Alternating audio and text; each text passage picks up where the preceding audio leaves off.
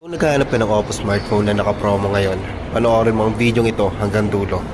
Simulan natin dito sa Oppo A16K na may bundle ng Enco Buds 2. Nung nirelease ni Oppo sa A16K, ang price niya ay 6,999. Pero ngayon, 6,599 na lang. 6,599 pero may bundle ng Oppo Enco Buds 2. Alam mo ba kung magkano ang Oppo Enco Buds 2? 1,999 lang naman po ang price niya. So kung original price na A16K na 6,999 plus 1,999, total yun ng 8,998.